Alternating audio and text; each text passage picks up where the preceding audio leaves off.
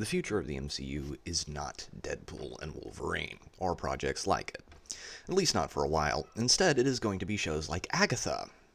We keep changing the title because we have no idea what we are doing, or Ironheart, and Captain America Brave New World. Now, why is this? Because Marvel is suffering the consequences of making extremely bad franchise management decisions. Instead of greenlighting a project and waiting to see how it performed, like Hollywood used to do back when the concept of fiscal responsibility hadn't completely left the room, they instead greenlit series and said series sequels and spin-offs.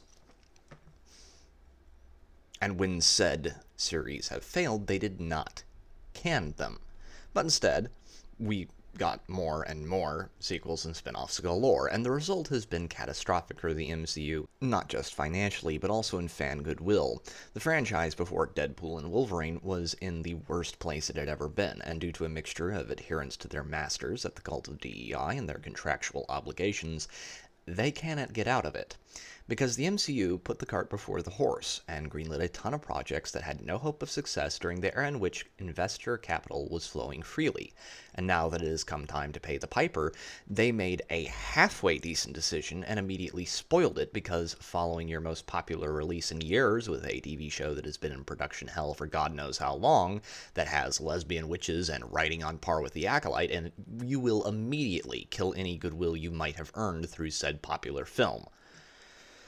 This is the result of the era of investors paying the studios to create HR-compliant content instead of good entertainment.